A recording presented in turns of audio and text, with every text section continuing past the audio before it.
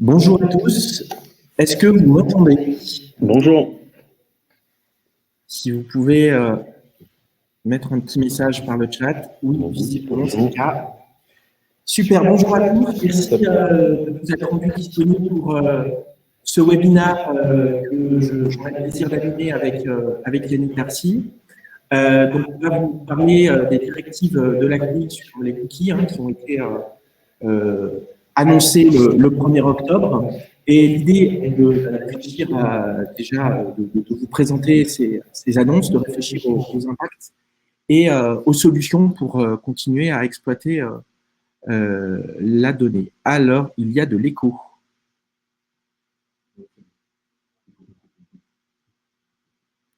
C'est mieux là? Oui, ça doit être mieux. Ok, merci. Alors, on sera ensemble pour 45 minutes, plus le temps des questions. On a beaucoup de sujets à voir, donc on va rapidement présenter Empirique, vous parler des nouvelles directives de la CNIL du 1er octobre, faire un focus sur les cookies analytics, notamment Google Analytics, sur leur éventuelle exemption. D'analyser aussi, on édite régulièrement un baromètre sur les pratiques RGPD, notamment la gestion de leur bordeaux cookies des 100 premiers sites français et comment du coup ils ont réagi à ces nouvelles directives. C'est-à-dire on a analysé la semaine dernière le respect des principaux critères du RGPD énoncés dans ces nouvelles directives et de voir dans quelle mesure ils se sont adaptés. De réfléchir ensuite aux impacts et risques sur la collecte des données pour évidemment se préparer à l'échéance de mars 2021, puisque la CNIL laisse une période de 6 mois de mise en conformité, et enfin de réfléchir dans une vision un peu plus prospective aux alternatives en cas de raréfaction des données et des solutions éventuelles. Alors juste d'un point de vue logistique, n'hésitez pas à poser vos questions via le chat. Julien consultant analytics chez Empirique essaiera d'y répondre. Vous avez également la possibilité de voter pour les principales questions, celles qui vous semblent les plus pertinentes. Et bien sûr, on essaiera d'y répondre à la fin de notre présentation. Sur l'objectif de ce webinaire, et c'est quelque chose de très important, notre ambition, c'est de vous fournir une information transparente, impartiale, sur la réglementation actuelle et l'état de l'art des pratiques qui sont constatées à ce jour afin de vous permettre d'enclencher votre processus de mise en conformité ou pas en connaissance de cause. Donc, ce point est important parce qu'on ne va pas vous dire, voilà, globalement, la CNIL a dit ça, il faut faire ça pour l'ensemble des sites. Ce qu'il faut savoir, et on vous le présentera derrière, la CNIL a fourni le 1er octobre des nouvelles lignes directrices qui ont une valeur juridique parce qu'elles mettent à jour l'article 82 de la loi informatique et liberté et elles fournissent en parallèle des recommandations d'application. Ce ne sont que des recommandations qui n'ont aucune valeur juridique.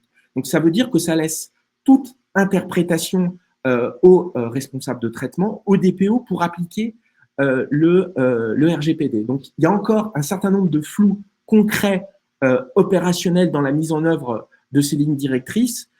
Et donc, c'est à chacun, en connaissance de cause, d'interpréter et de mettre en œuvre sa politique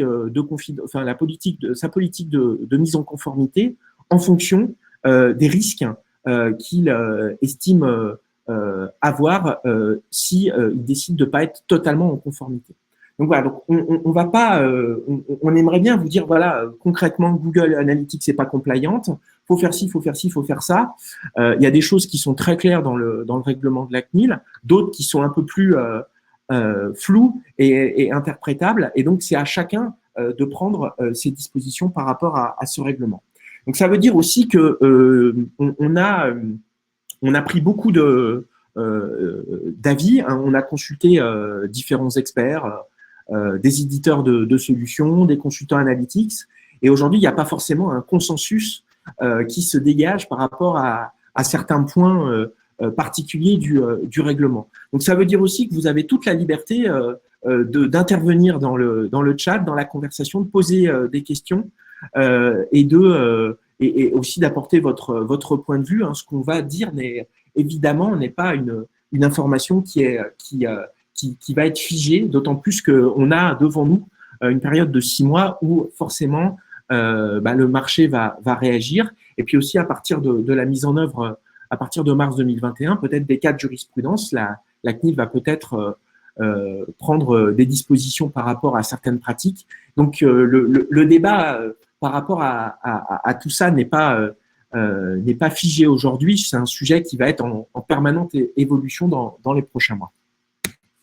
Rapidement, on va faire très rapide parce que je pense que la plupart des personnes qui se sont inscrites nous connaissent déjà bien. Donc, Empiric, on est une agence conseil en marketing digital et on intervient sur toute la chaîne de valeur de la donnée, donc de la phase d'implémentation de votre capital data au niveau digital. Donc, ça va être par l'implémentation de solutions analytics, des TMS, la création de tableaux de bord, dans la phase d'analyse de ces données pour pouvoir améliorer la performance de son site en termes d'audience, en termes de conversion, qu'on va pouvoir derrière activer au sein des principaux leviers web marketing, SEO, SEA, Social Ads ou A/B testing, et évidemment tout en tenant compte des problématiques RGPD. Donc, on peut vous accompagner évidemment sur la mise en conformité de votre site, de vos outils analytics, vous accompagner, vous former sur ces sujets-là, vous aider à implémenter une CMP, une Consent Management Platform, qu'on vous présentera dans la suite de ce webinaire. Oui, on a une question. Effectivement, le webinaire pourra être consultable en replay si vous avez des contraintes et vous devez vous absenter pendant le webinaire. Je vais laisser la parole maintenant à Yannick qui va vous présenter les directives de la CNIL du 1er octobre 2020. Et je vais couper mon micro.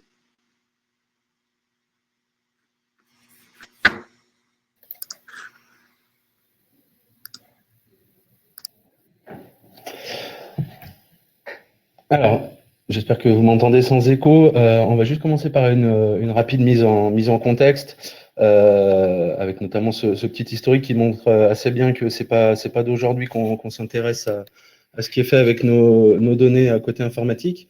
Il faut savoir qu'il y a, comme Lionel l'a précisé, il y a deux arsenals législatifs européens qui cohabitent, avec la directive e-privacy qui existe depuis quelques temps, qui devrait être mise à jour normalement d'ici 2021, mais ça peut être encore repoussé. Et en parallèle, le RGPD qui, lui, se concentre vraiment sur la gestion des données personnelles, alors que le e-privacy va englober l'intégralité des communications électroniques. Ensuite, charge à chacun des États de l'Union européenne d'intégrer ces directives dans la loi, et ensuite à la CNIL ou ses équivalents dans les différents pays d'appliquer cette loi.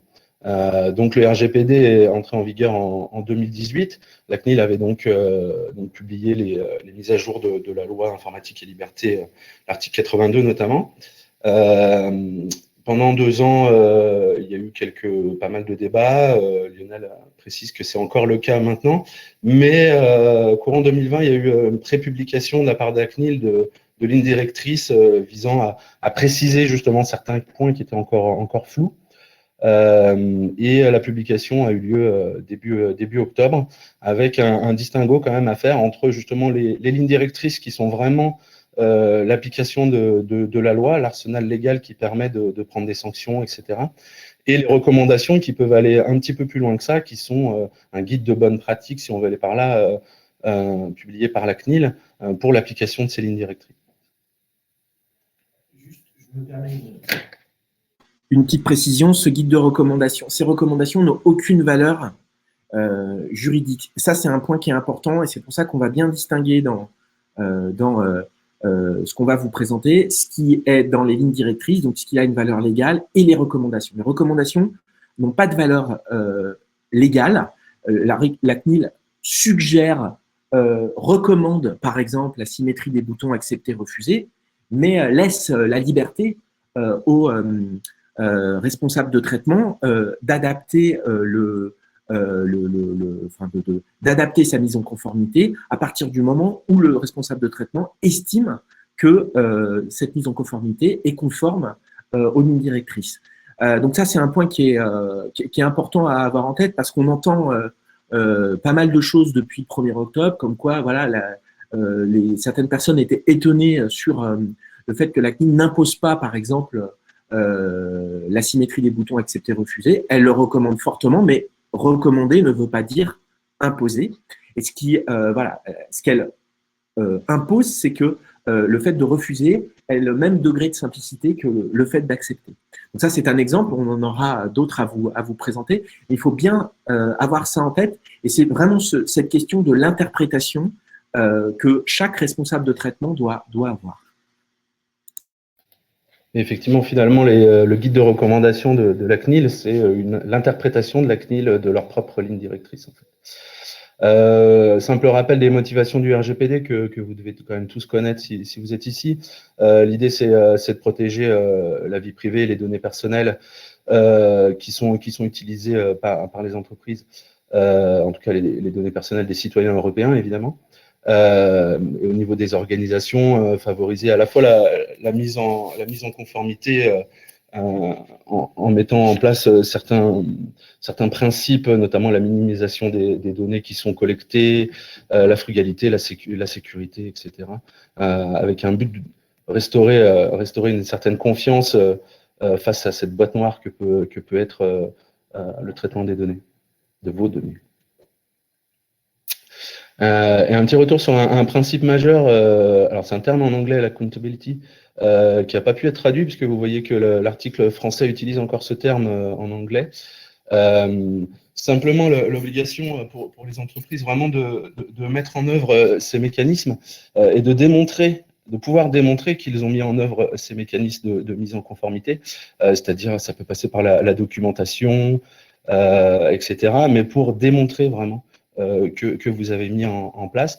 Et vous avez toute l'attitude finalement aussi technique sur la façon de mettre en place ces mécanismes de mise en conformité. Il faut simplement être capable de le montrer. C'est vraiment un appel à la responsabilité finalement des acteurs et des personnes qui sont amenées à traiter les données.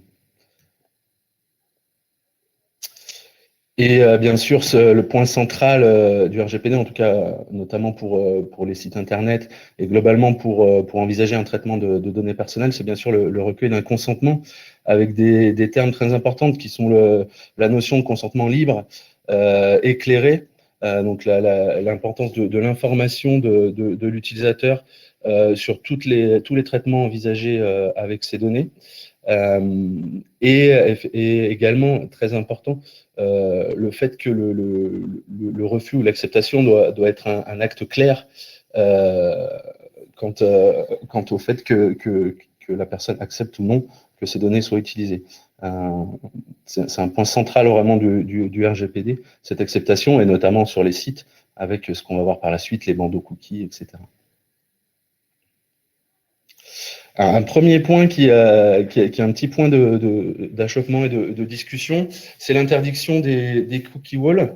Alors pour historique, dans le draft, dans le brouillon des lignes directrices de la CNIL pour 2020, qui avait été publié à l'origine, elle interdisait purement et simplement la pratique des cookie walls, qui sont donc je pense que vous connaissez tout ça, ou vous en avez vu. Simplement, vous êtes obligé d'accepter les cookies pour pouvoir accéder à un site, ce qui, par défaut, si on lit le RGPD, est contraire au RGPD.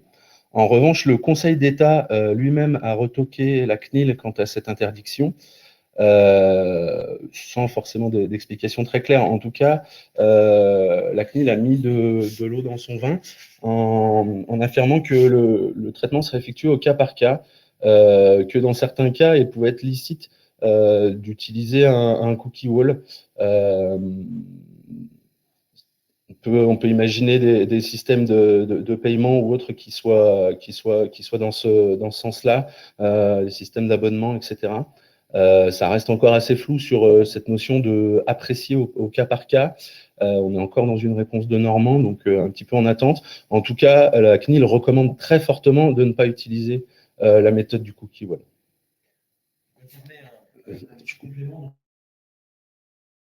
Juste pour réexpliquer le principe du cookie wall, c'est-à-dire que si vous n'acceptez pas les dépôts des cookies, le site ne vous donnera pas accès à l'information. Donc effectivement, Aujourd'hui, c'est contraire dans le principe au RGPD parce que ça porte atteinte à la liberté de consentement. Quelque part, on n'a pas le choix d'accepter le dépôt des cookies pour accéder à un service.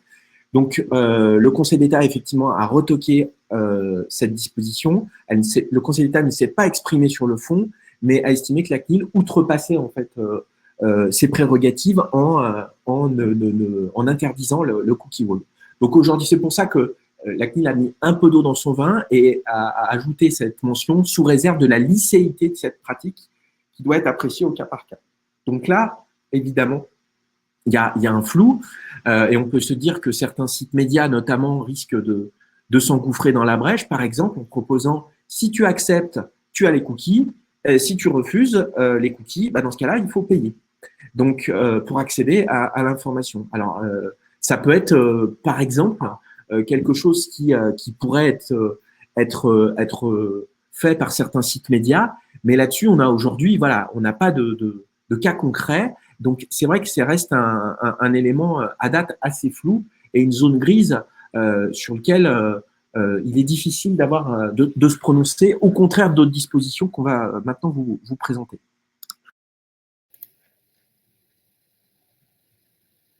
Donc pour continuer sur les recommandations de la CNIL, avec un sujet que Lionel abordait tout à l'heure, qui est la symétrie des boutons accepter-refuser, donc qui est fortement recommandé par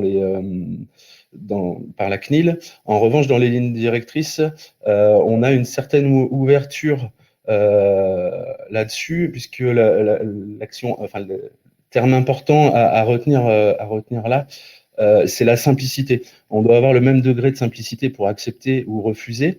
Donc on peut en déduire comme la CNIL que présenter deux boutons totalement symétriques est une solution de simplicité, mais elle ouvre la possibilité à, par exemple, la fermeture du bandeau qui entraînerait le refus avec un texte clair, qui serait également tout aussi simple. Et on peut imaginer d'autres solutions, parce qu'encore une fois, le principe d'accountability entraîne le fait que vous pouvez mettre en place n'importe quelle solution technique pour enregistrer le consentement de votre utilisateur. Vous pouvez imaginer un mouvement devant une caméra ou autre chose si vous respectez les données personnelles et le RGPD. En tout cas, la CNIL encourage vraiment les boutons refuser et accepter au premier niveau. On verra que c'est encore pas du tout le cas sur la majeure partie des sites.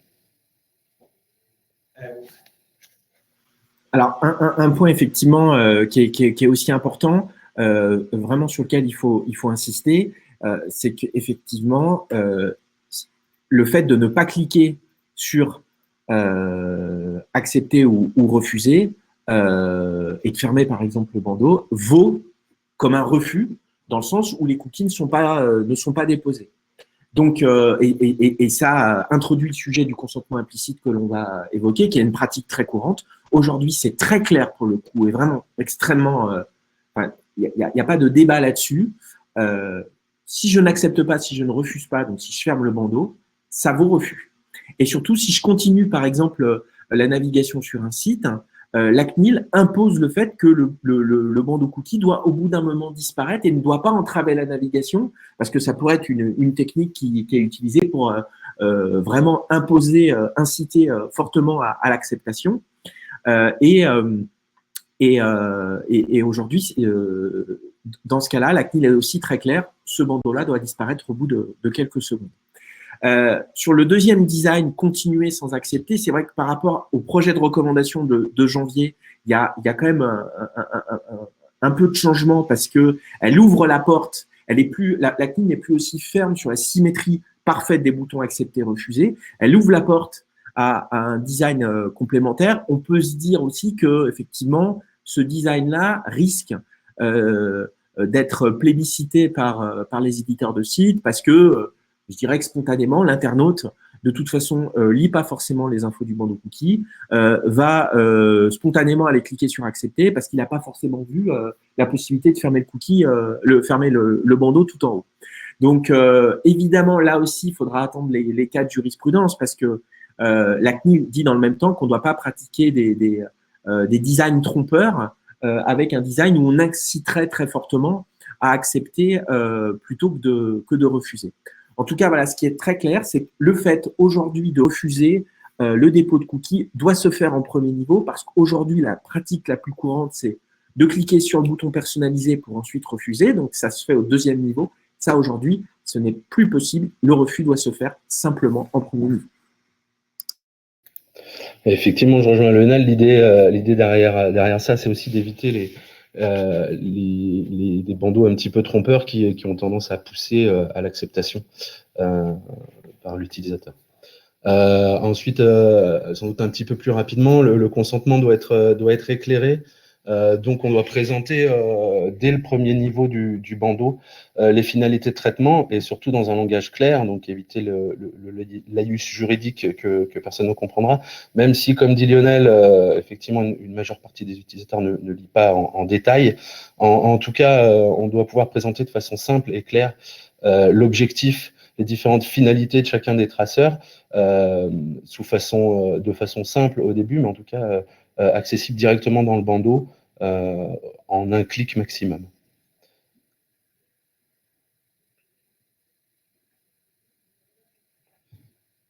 Et sur le même sujet, on doit vraiment pouvoir gérer le consentement par type de traitement, finalité de traitement, avec des regroupements qui sont assez bien expliqués par la CNIL dans ses recommandations, avec notamment les publicités, les préférences, les notions de mesure d'audience, etc., pour que l'utilisateur puisse sélectionner par groupe de finalités, sans aller forcément jusqu'à chaque cookie à sélectionner ou désélectionner, puisqu'on sait que peu de personnes iront jusque-là, mais en tout cas par groupe, c'est vraiment obligatoire.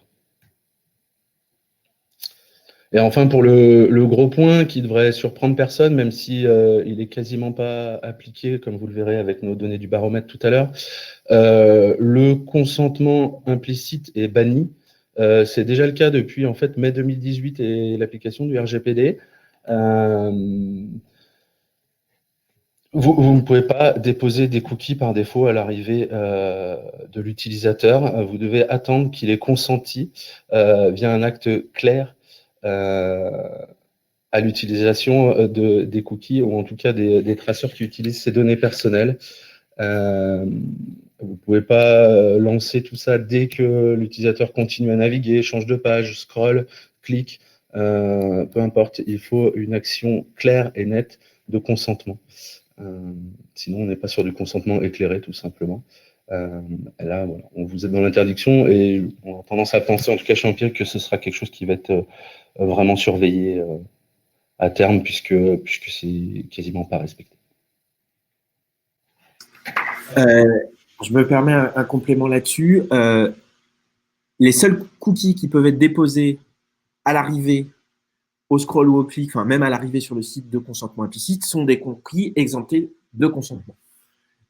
Et donc, les cookies publicitaires, il n'y a pas débat, ne peuvent pas être exemptés de consentement. Les cookies analytics peuvent être exemptés de consentement. On va y revenir, c'est un des gros sujets. Et on a aussi des cookies plus liés au fonctionnement du site, gestion des langues, authentification, conservation d'un panier qui peuvent l'être. Mais sinon, là-dessus, c'est très clair.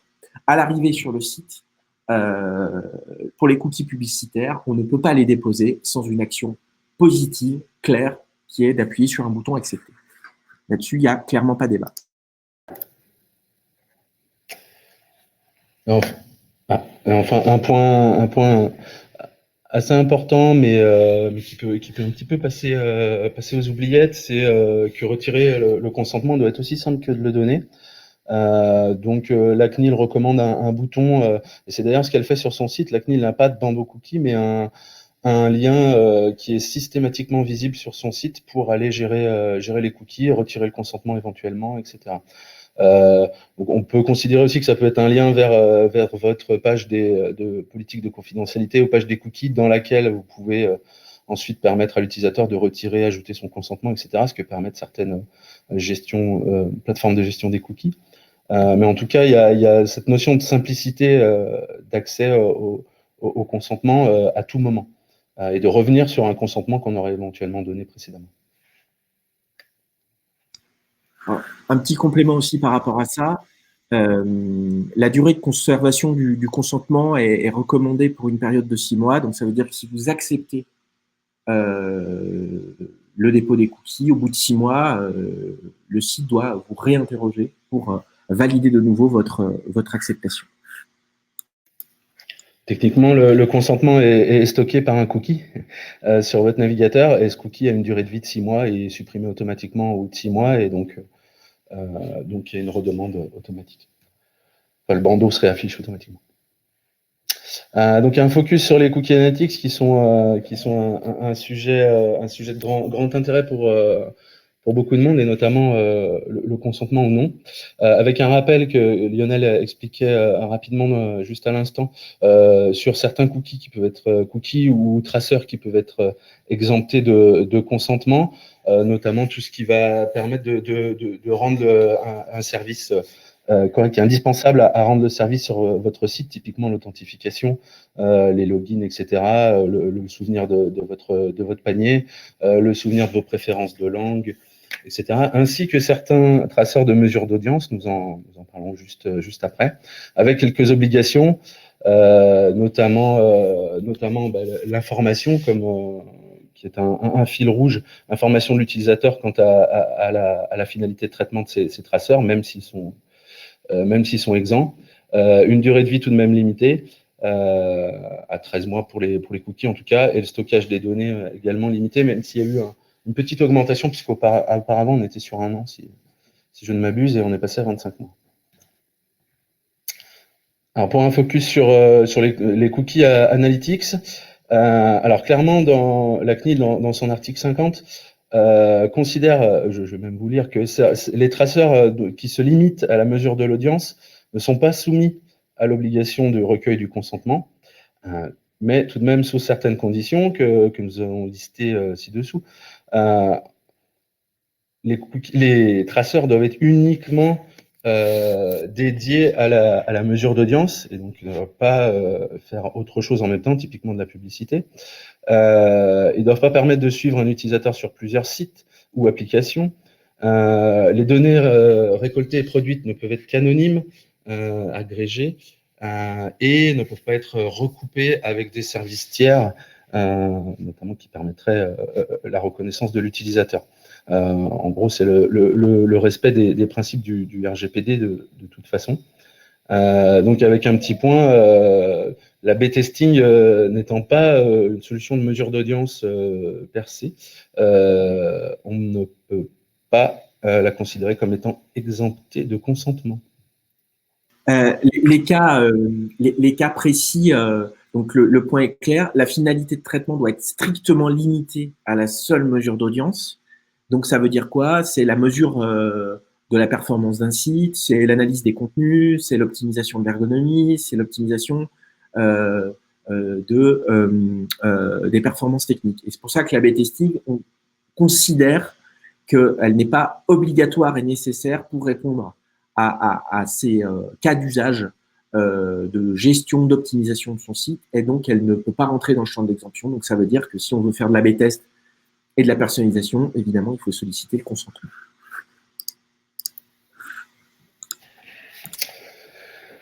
Et donc, pour faire suite à ce texte de la CNIL, il précise aussi que certaines offres n'ont pas dans le périmètre de cette exemption, en citant sans les nommer les plus grandes offres de mesure d'audience, dont on peut supposer Google Analytics, Facebook, Adobe et quelques autres. Alors, il existe des solutions qui peuvent bénéficier de l'exemption de consentement.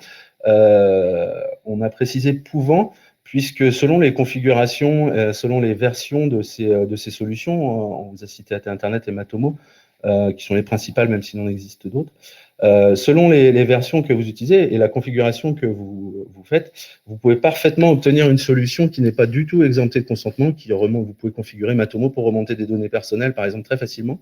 Dans ce cas-là, à aucun moment, vous ne pourrez être exempt. En revanche, ces solutions peuvent bénéficier d'une exemption si vous les configurez correctement et qu'aucune donnée personnelle ne sont remontées, que vous pouvez prouver le lieu de stockage des données, etc. En revanche, pour les produits Google, Google Analytics, c'est la version Premium 360. On a mis 3 jolis points d'interrogation puisqu'on est dans une zone grise totale. On va vous expliquer un petit peu sur les slides suivantes pourquoi. Pourquoi on considère qu'ils ne peuvent pas, pour l'instant, être totalement exemptés. En tout cas, il n'y a aucune certitude à 100%. Moi, je me permets un complément juste là-dessus pour dire que par rapport à Google, c'est même la conformité par rapport au RGPD. On remonte même d'un cran, c'est même pas une question d'exemption, c'est même une question de conformité par rapport au RGPD dont on peut avoir un certain nombre de doutes.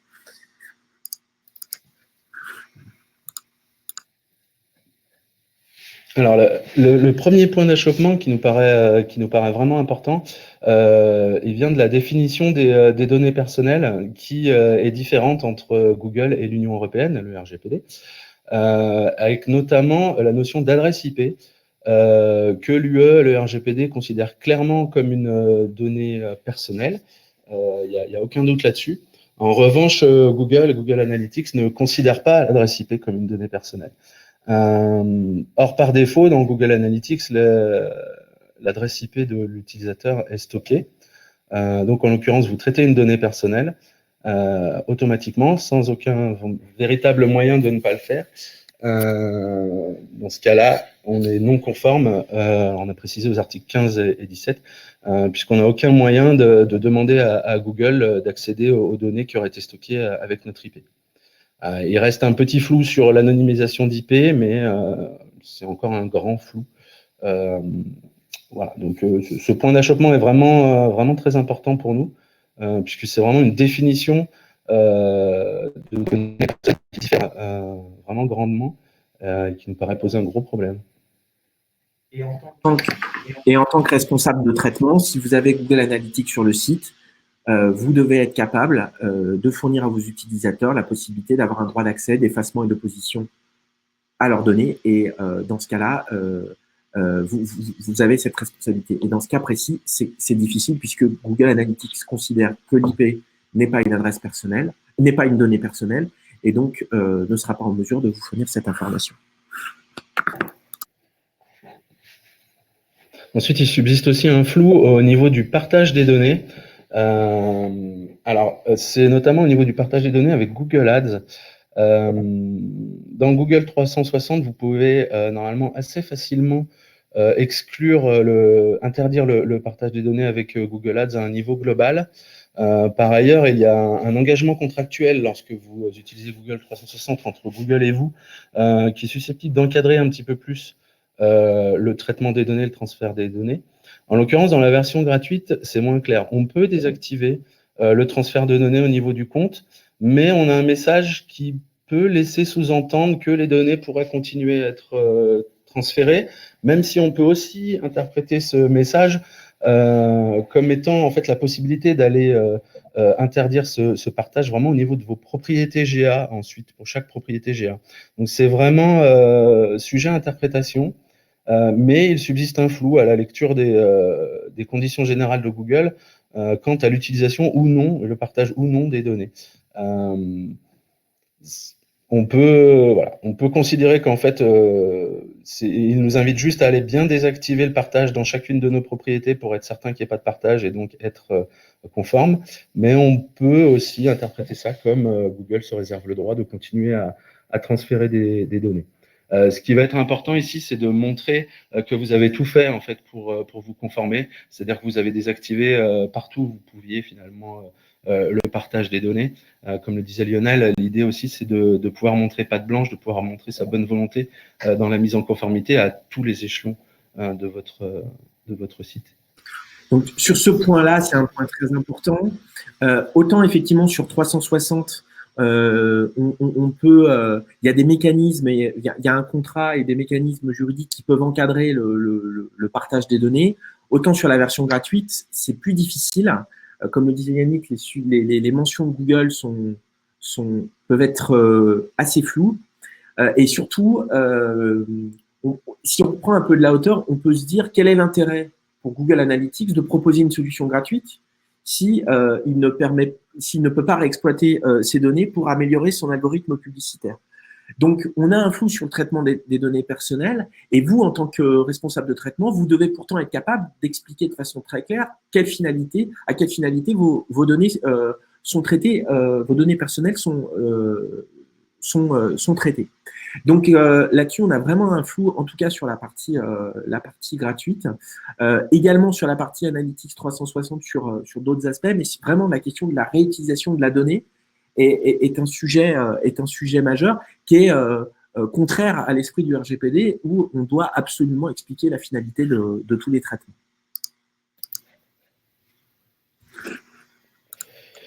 Il y a un dernier point sur lequel il y a un gros problème pour le respect du RGPD côté Google.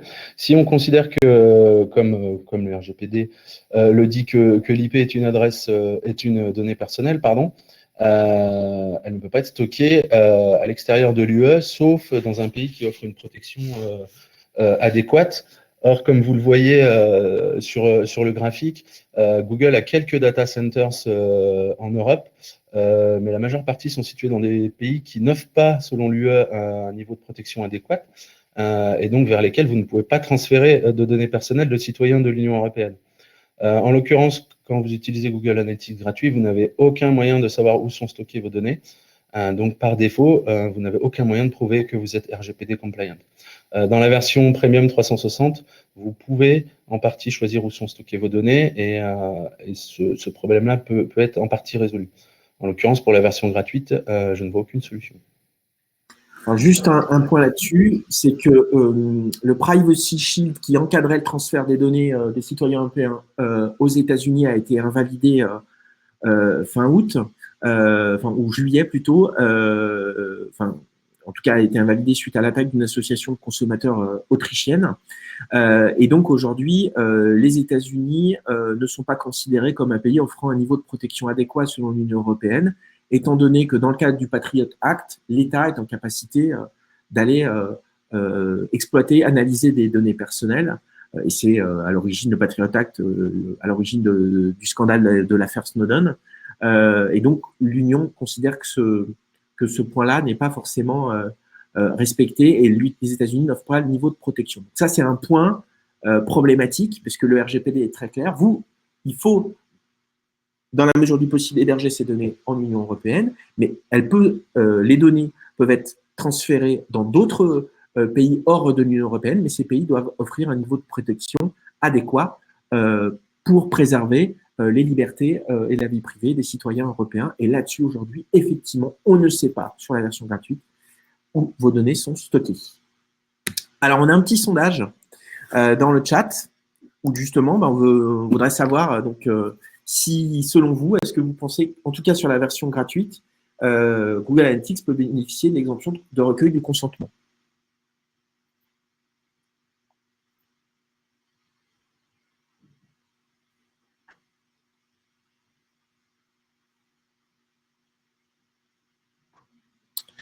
Effectivement, le non semble se dégager assez fortement. Alors, j'avais publié un sondage sur LinkedIn en préparation de ce webinaire et on était aussi sur cette répartition entre le oui et le non. On va continuer. Il est censé nous rester 6 minutes. Et on a encore une vingtaine de slides. On va essayer d'aller vite. En synthèse, vous avez ici un dispositif qui serait 100% compliant, donc avec l'ensemble des points que l'on vous a présentés, mais avec aussi un risque d'hémorragie des données tel qu'on vous le présentera par la suite. Alors, on édite un baromètre sur les pratiques RGPD des 100 sites les plus consultés en France. La première version avait été faite en mai 2019, on a mis à jour en mai 2020 et on a mis à jour en partie certaines données, donc la semaine dernière, dans la préparation de ce webinaire. Première information analysée, combien ont des bandeaux cookies? Il y en a 95% qui en ont aujourd'hui. Évidemment, le sujet ne fait pas débat, mais on a encore des sites réfractaires qui n'ont pas de bandeaux cookies. Alors, Est-ce que c'est lié tout simplement à ce qu'ils n'installent pas des cookies? Je ne saurais pas vous répondre, mais globalement, aujourd'hui, la plupart des sites ont des bandeaux cookies, ce qui n'est pas surprenant. En termes de localisation, on constate que le bandeau cookie est de plus en plus placé au milieu de la page, ce qui nous semble là aussi logique, puisque étant donné que la CNIL de plus en plus durcit le ton, effectivement, du coup, les sites sont obligés ne sont plus enclins à cacher le bandeau cookie en bas de page dans une couleur qui pouvait pas forcément bien le distinguer. Aujourd'hui, le consentement implicite étant banni, on est obligé de recueillir le consentement et donc de le faire en premier niveau. Deuxième analyse, combien dispose d'un bouton refus en premier niveau? Eh bien, il y en a, je crois, 4. Et là-dessus, les données n'ont pas changé entre mai et octobre 2020. Donc, sur les 100 sites les plus consultés en France, aujourd'hui, il n'y en a que 4 qui proposent un refus en premier niveau. Les autres proposent le refus en second niveau par le clic sur le bouton personnalisé. Et là, évidemment, tous ces sites-là, aujourd'hui, ne respectent pas les guidelines du RGPD.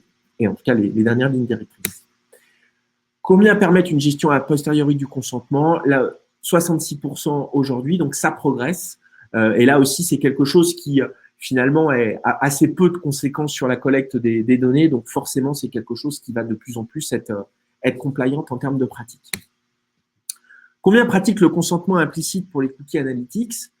Aujourd'hui, ce qu'on peut émettre comme hypothèse, c'est que peu de sites utilisent une version exemptée. Et comme l'a dit Yannick, c'est pas parce qu'on utilise AT Internet ou Matomo qu'on est de fait exempté. Et aujourd'hui, on constate que 83% des sites pratiquent le consentement implicite pour les cookies analytics, donc à l'arrivée, au scroll ou au clic sur un site web.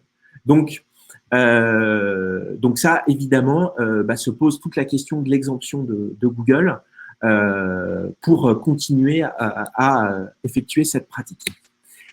On a ajouté une analyse, c'est le consentement implicite pour les cookies publicitaires. Alors, on l'a fait sur les grandes régies pub, DoubleClick, Criteo, qu'est-ce qu'on avait d'autre? Google Ads. Globalement, on se rend compte que là aussi, beaucoup de sites pratiquent le consentement implicite sur les cookies publicitaires. Et je pense que si on menait un travail exhaustif, mais qui serait faramineux sur l'ensemble des régies, on se rapprocherait peut-être encore plus des 70-80% que ce qu'on a fait en tout cas sur un panel des régies publicitaires les plus couramment utilisées. Alors, sur la question des impacts. La question aujourd'hui, alors il y a quelques tests qui ont été menés par Commander's Act au travers d'un baromètre, par un consultant analytique qui s'appelle Brian Clifton, et on voit que globalement, on a un fort risque d'hémorragie des données, puisqu'on aurait, à partir du moment où on a un bouton refusé symétrique avec le bouton accepté, 20 à 40% de taux d'opt-in. Donc ça veut dire qu'on collecterait uniquement, on déposerait 20 à 40%. On déposera les cookies analytics ou publicitaires uniquement sur 20 à 40% de ces internautes.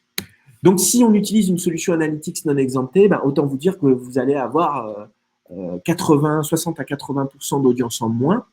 Donc, forcément, ça va être difficile d'être sur une audience, pour le coup, qui soit représentative pour vous permettre de mener les analyses analytics courantes, d'analyse des sources de trafic, d'analyse de parcours, d'optimisation des contenus. Et même si on utilise une solution exemptée, alors le premier point, c'est qu'on va pouvoir toujours réaliser les analyses analytics classiques qui rentrent dans le champ de l'exemption, qui sont strictement nécessaires à l'analyse d'un site. Mais par contre, évidemment, tant qu'on n'aura pas récupéré un consentement, on ne sera pas capable de pouvoir enrichir la donnée analytics d'enrichir d'autres sources de données avec la donnée analytics, par exemple, d'enrichir des campagnes de marketing automation, du CRM, faire de la personnalisation d'interface, du CRM onboarding, d'envoyer des pushs. Évidemment, tant qu'on n'a pas récupéré le consentement, on ne peut pas ensuite enrichir la donnée avec des données personnelles pour pouvoir mener des actions marketing. Les impacts sur la publicité, très clairement, aujourd'hui, on est sur une publicité personnalisée. Si on prend l'exemple du Progrès, aujourd'hui, il m'a affiché une publicité SEMrush parce que je suis dans l'univers du SEO, du marketing digital, évidemment que l'audience classique du progrès ne va pas être forcément intéressée par les données SEMrush. Donc, ça veut dire que tout ce qui est le retargeting, l'enrichissement des données publicitaires avec des systèmes tiers, le ciblage d'audiences similaires, les audiences lookalike ou selon des profils d'audience affinitaires ne serait plus possible et on reviendrait à de la publicité contextuelle. C'est-à-dire qu'en tant qu'annonceur, on ciblerait des sites qui ont une audience en affinité avec notre cible. Donc, le programme, on pourrait avoir des annonces immobilières, l'annonce d'événements, la présentation de restaurants parce qu'on sait qu'on est sur une audience très locale, très lyonnaise. Voilà, donc c'est un peu un retour en arrière d'une publicité aujourd'hui qui était très personnalisée par rapport aux annonceurs. Du coup, forcément, il y aurait un impact et c'est ce qui fait aujourd'hui trembler les sites médias et c'est pour ça qu'aujourd'hui, les sites médias, pour la plupart, ne pratiquent pas le consentement explicite sur les cookies publicitaires parce qu'il y a des études qui montrent que déjà 1 an après le RGPD, la présence de cookies, de bandeaux cookies pouvait altérer les revenus publicitaires. Donc, c'est pour ça qu'aujourd'hui, il y a ça aussi, cette période de 6 mois pour que l'écosystème de sites médias puisse, au travers des associations aussi professionnelles, trouver des solutions qui sont à la fois respectueuses du RGPD, donc pas de consentement implicite, recueil du consentement, mais qui aussi préservent leurs intérêts économiques. On peut comprendre aujourd'hui la problématique auxquelles peuvent être confrontés les sites médias. Et ce qui est au final un petit peu comique dans cette situation, c'est qu'à la base, le RGPD aussi avait une ambition officieuse qui était de pouvoir proposer des alternatives aux GAFA et de contester leur monopole. Mais aujourd'hui, quelque part, ils peuvent être renforcés par ces dispositions. Pourquoi ? Parce qu'ils sont déjà dans un univers logué qui leur permet quand même de continuer à collecter des données personnelles sous réserve, évidemment, du recueil du consentement. Ils ont un historique de données très important et ils peuvent aussi avoir d'autres techniques qui permettent d'exploiter la donnée. Et la limite aussi qu'on va pouvoir avoir, c'est que ça va encore renforcer l'opacité sur les données publicitaires. Quand vous avez 400 clics sur Google Ads et que vous en aurez 12 sur votre solution Analytics, déjà qu'on a déjà des écarts qui peuvent être assez importants, comment challenger les données des plateformes publicitaires? Donc, cette logique de boîte noire, elle va être encore plus renforcée du côté des plateformes publicitaires. Et côté Criteo, par exemple, on voit bien que son cours de bourse a dévissé depuis qu'aujourd'hui, depuis que à la fois il y a eu des annonces autour du RGPD, mais également par rapport à ITP, par rapport à la suppression des cookies tiers sur les navigateurs, donc Amazon, Safari, Firefox et bientôt Chrome d'ici 2022. Du coup, comment se préparer à tout ça? Concrètement, déjà, la première chose, on vous recommande très fortement, alors même si la CNIL ne vous l'impose pas, elle considère aussi qu'effectivement, utiliser une CMP peut être une bonne solution. Donc, une CMP, Consent Management Platform, les plus courantes sur le marché étant Didomi et Trust Commander, mais on en a d'autres également, vont vous permettre de pouvoir vraiment déjà de pouvoir centraliser, identifier les cookies qui sont installés sur votre site parce que quelquefois, c'est pas toujours simple de savoir quels cookies sont présents, de pouvoir facilement paramétrer vos bandeaux de recueil du consentement sur différentes plateformes, de pouvoir gérer les consentements. On a souvent même les messages qui sont pré-paramétrés. Vous allez pouvoir recueillir la preuve de consentement donc par un système d'horodatage que la CNIL aussi impose. Aujourd'hui, on n'en a pas parlé. Et surtout, c'est des outils qui vont vous permettre de pouvoir piloter votre taux d'opt-in avec des tableaux de bord, la possibilité de faire de l'A/B testing de bandeaux pour pouvoir du coup afficher un message différent, un emplacement et voir quel est l'impact sur le taux d'opt-in. Ensuite, si vous voulez être 100% compliant, évidemment, on bannit le consentement implicite sur les cookies publicitaires, on évite les cookie walls, on a un bouton refus en premier niveau, ou en tout cas, on a la possibilité de refuser en premier niveau d'une façon aussi simple que celle d'accepter, et toutes les autres dispositions qu'on vous a déjà présentées. Mais maintenant, tout ça, c'est aussi à vous d'évaluer les risques de non-conformité. Si vous souhaitez maintenir le consentement implicite sur les cookies publicitaires parce que l'impact sur votre business est trop important, ou si vous souhaitez le substituer avec la mise en place d'un cookie wall, de refuser la mise en place d'un bouton refus en premier niveau, ou même de considérer que votre version de Google Analytics est exemptée potentiellement des cookies, peut être exemptée du dépôt des cookies. Libre à vous de prendre ce risque et de l'évaluer par rapport au risque du RGPD, donc des risques financiers. Hein. On rappelle ici les amendes potentielles, mais aussi des risques techniques. La CNIL peut aussi vous demander d'effacer des données, de limiter des traitements, et puis éventuellement, en termes d'image par rapport aux attaques éventuelles d'associations de consommateurs. Donc, c'est à chacun d'évaluer son risque. Et je pense qu'aussi qu'il faut attendre les réactions du marché et les cas de jurisprudence. On peut se dire, par exemple, que Google Analytics pourrait sortir une version compliant, intermédiaire entre la version gratuite et la version 360, qui soit moins coûteuse. C'est peut-être une réaction. On peut aussi se dire que Google va réagir par rapport à ça, puisque la collecte de données analytiques, c'est quand même fondamental dans son business model. Voilà, donc on a 6 mois devant nous. Je pense qu'il y aura aussi d'autres communications de la CNIL. La CNIL, de toute façon, est toujours dans une logique de pédagogie, de compréhension. Donc, il faut aussi peut-être un peu attendre par rapport à certaines dispositions qui, on peut le comprendre, peuvent avoir un impact important sur la monétisation de votre audience ou sur aussi le pilotage de vos actions marketing. C'est quand même important, je pense, à ce stade, de considérer des solutions qui peuvent être exemptées parce que, comme l'a dit Yannick, il n'y a pas de doute, AT Internet et Matomo, les données sont… Matomo, vous hébergez vous-même potentiellement les données et AT Internet, les données sont clairement hébergées en Europe et c'est bien indiqué dans leurs conditions générales. Et puis, ce sont des outils qui sont strictement des outils de modulation d'audience. Donc, il n'y a pas de risque de recoupement avec des systèmes tiers. Et évidemment sous réserve de la façon dont vous les paramétrez. Voilà, donc c'est des outils qui aussi sont quand même assez puissants d'un point de vue analytics. Et moi, ce que je trouve intéressant notamment, c'est dans l'approche AT Internet du modèle hybride. C'est-à-dire que quand vous arrivez sur un site, vous avez le lancement d'analytics exempté. Et si l'internaute consent à accepter les cookies analytics enrichis, bah, vous pouvez du coup avoir des données enrichies, pouvoir activer la donnée analytics à d'autres fins que strictement les données de mesure d'audience. Le point aussi, c'est d'éduquer ses utilisateurs, d'avoir des bandeaux qui soient, alors même si le bandeau du monde là n'est pas en théorie compliant, il y a quand même tout un texte, un discours qui est central pour éduquer, vulgariser la problématique. Aujourd'hui, les sites médias offrent du contenu gratuit.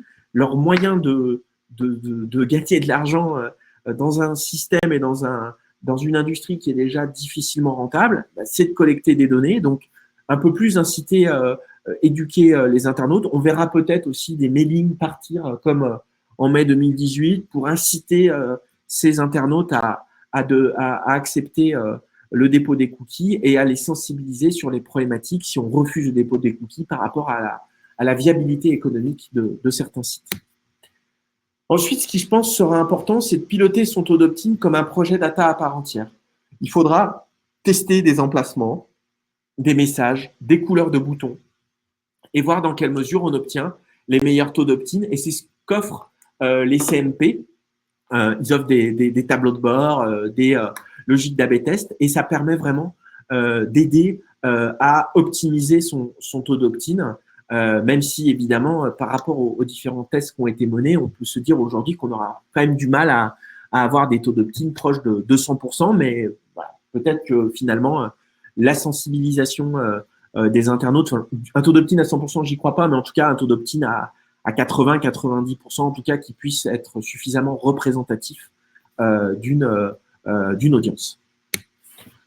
Dans les réflexions que l'on peut avoir, on pourrait aussi se dire que on pourrait avoir des mécaniques progressives d'obtention du consentement. C'est-à-dire, j'arrive sur un site, j'ai une solution analytics exemptée qui se lance.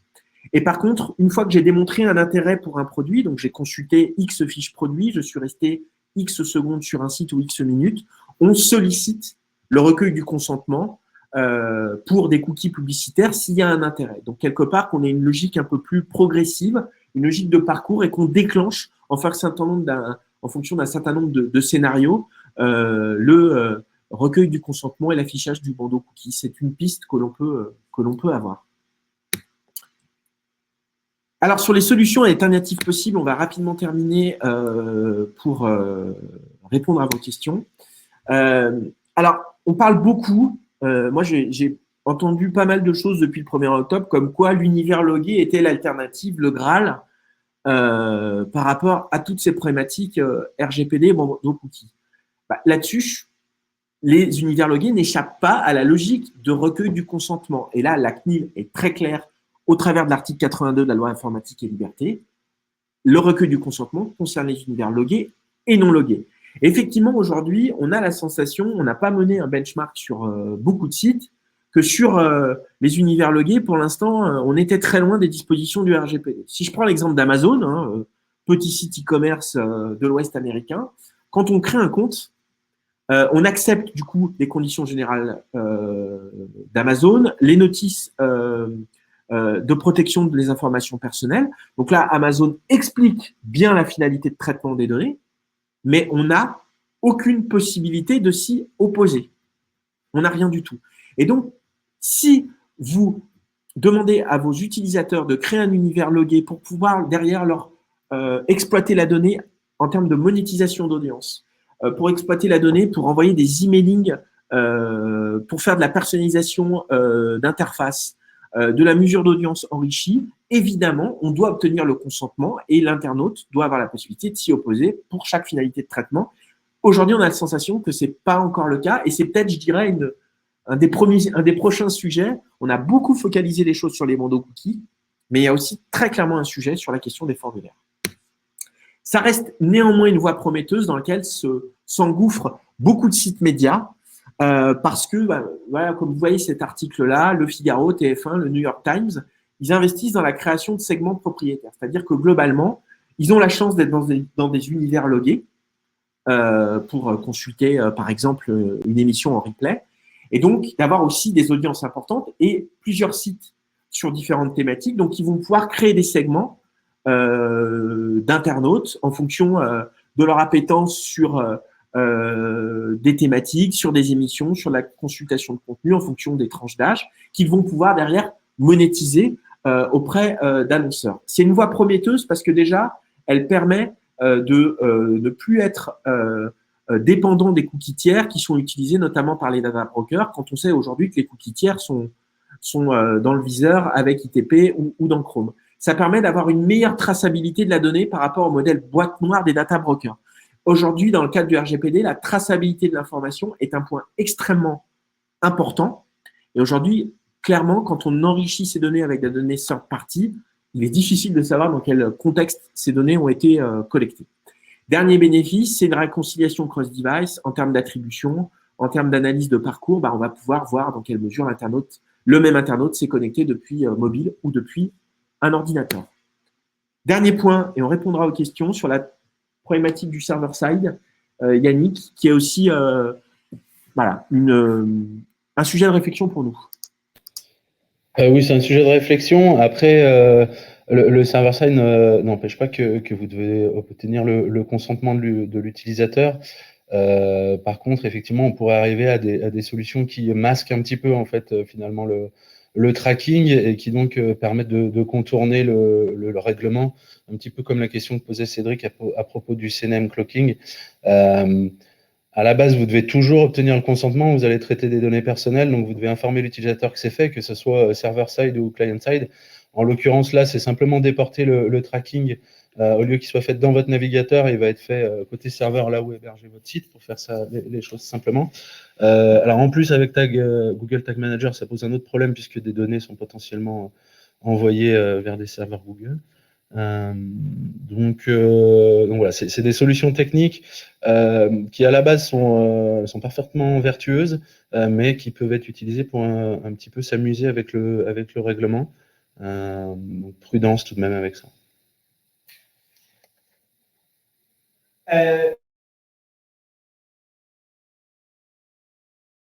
Sur une ouverture prospective. Alors, c'est une info toute récente. J'ai commandé le bouquin, je ne l'ai pas encore reçu. J'ai hâte de le lire. Il y a un ex-Googler qui indique que la publicité, en fait, est une vaste supercherie. Et en fait, montre que le fait de créer des segments enrichis avec de la donnée personnelle, finalement, il y a des tests qui ont été menés par des scientifiques du MIT qui montraient que les retours étaient au final moins performants que si on prend des segments d'audience au hasard. Et tout simplement expliquer qu'aujourd'hui, l'opacité qui règne dans le monde de la tech a favorisé la création d'une bulle semblable à celle des subprimes. Je ne suis pas en train de dire que la publicité ciblée, c'est mal, mais aussi ça va aussi dans une tendance de fond de vouloir rétablir la confiance dans la collecte des données personnelles, parce que ce qu'il ne faut pas oublier aussi, c'est que le RGPD est une réponse à tout un tas d'études qui démontrent de façon très claire que les internautes ont un certain ras-le-bol de la collecte des données personnelles et des craintes qu'ils peuvent avoir par rapport à leur vie privée, par rapport, par exemple, au scandale Cambridge Analytica et Facebook. Alors, merci. On a débordé, mais le sujet était vaste. Alors, je vois qu'il y a eu beaucoup de questions par le chat, auxquelles je pense que tu as déjà pas mal répondu. On va prendre les questions dans la partie questions. Est-ce qu'en B2B, le consentement est nécessaire sur le portail extranet type club client? Vas-y, ouais. Alors, pour moi, là, sur cette question, c'est exactement la même chose qu'un portail d'identification ou autre. Techniquement, vous devez obtenir le consentement. Après, tout dépend ce que vous allez faire, en fait, des données. En termes de B2B, le consentement peut être considéré comme implicite. En revanche, l'utilisateur doit être systématiquement informé de l'intégralité des traitements de données qui vont être effectués et il doit pouvoir s'opposer à ces traitements. En revanche, vous pouvez supposer son acceptation tacite en B2B, à condition de respecter aussi la minimisation et de ne pas aller traiter les données en faisant n'importe quoi avec, évidemment. Et en restant dans le cadre aussi de la fonction de la personne. Vous ne pouvez pas contacter une personne pour un service qui n'a strictement rien à voir avec sa fonction ou l'exercice de sa fonction. Mais effectivement, B2B, vous pouvez supposer le consentement. En revanche, un portail, globalement un portail extranet, s'il est accessible à tout le monde, vous devez obtenir le consentement pour chacun des traitements de données qui est envisagé. Recommanderiez-vous de passer de la version Analytics gratuite à la version payante? On ne vous recommande rien, on ne peut pas recommander. On a des doutes sur le côté compliant, y compris de la version 360, notamment par rapport à la question du lieu de stockage des données. Après, effectivement, dans le cadre de la version 360, il semblerait que le fait d'avoir aussi un contrat qui vous lie avec Google puisse encadrer un peu plus la question de la réutilisation des données. Donc, on ne peut pas vous faire cette recommandation. Je dirais que c'est à chacun d'apprécier au cas par cas. Alors nous, après, on peut apporter un conseil. Après, ce qu'on dit aussi, c'est qu'une solution payante Analytics 360, ça coûte cher, et qu'il y a aussi des versions Analytics payantes très performantes qui peuvent être exemptées de consentement et qui coûtent aussi beaucoup moins cher. Et je pense qu'il est important aussi de considérer.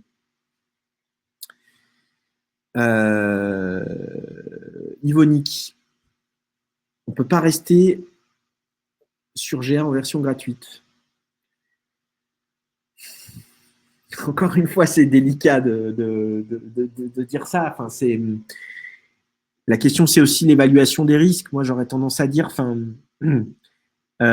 que prendre une décision aussi drastique pourrait être un peu hâtive. Comme on le disait aussi, il faut attendre les cas de jurisprudence et les réactions du marché. Mais nous, très clairement, la seule chose qu'on peut dire, c'est qu'on a des doutes sur la capacité à Google Analytics gratuit d'être compliante, mais on ne peut pas avoir une totale certitude. Voilà, je pense que c'est la bonne sémantique. Mehdi, Voilà, Mehdi, c'est question simple. Au-delà de quelle durée de stockage une donnée est considérée comme RGPD collectée? Que je les rapatrie en les mettant en conformité et que je supprime toute trace sur GA?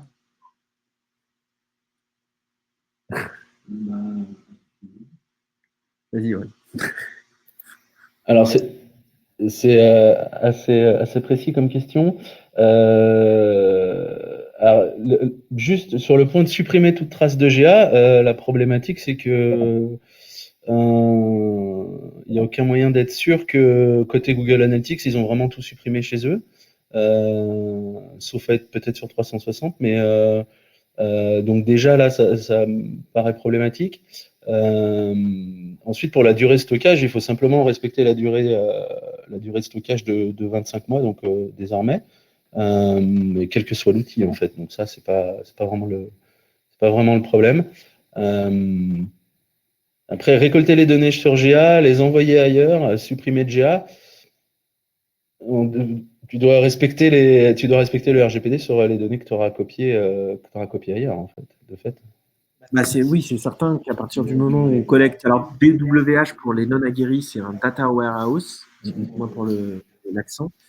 J'ai envie de dire, oui, tu dois être limité sur la durée aussi des données qui sont collectées et il faut, dans l'absolu, aussi informer les utilisateurs du fait que ces données, elles sont derrière stockées sur un BigQuery, sur un Amazon Cloud ou un Microsoft Azure, et savoir aussi où elles sont stockées.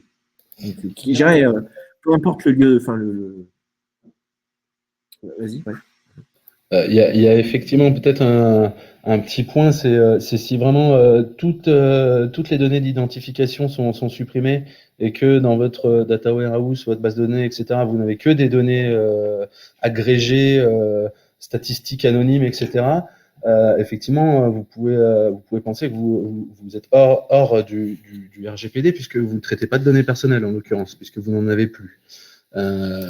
Donc oui, si vous stockez des données agrégées statistiques, même si elles sont produites à partir de données personnelles, si le résultat n'est plus personnel, qu'il est stocké ailleurs, qu'il n'a plus aucun lien avec les données personnelles, si les personnes ont été informées à l'origine de ce traitement et qu'elles ont donné leur accord, les données finales agrégées anonymes, effectivement, ne sont plus contraintes au RGPD puisqu'il n'y a pas de données personnelles dedans. La question de Joseph, possible de ne pas avoir de bandeau cookie? Non, en fait, il n'y a pas de bandeau cookie si on ne dépose pas de cookies.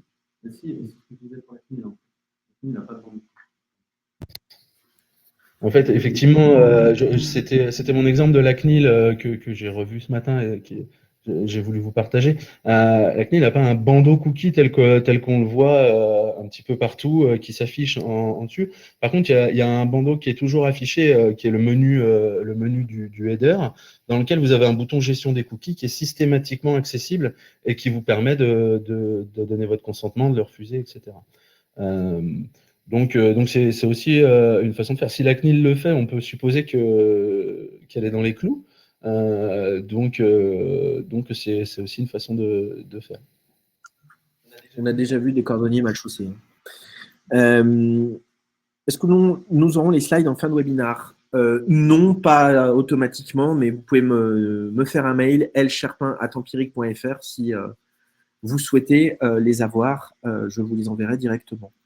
Une question d'Agnès sur l'A/B test. Alors, effectivement, sur ce point-là, on a peut-être été, un peu tranché dans la vie, mais c'est parce que c'est un retour de la CNIL sur cette question-là, parce que, après, c'est une question d'interprétation. Si on est en capacité de démontrer que l'A/B testing est indispensable pour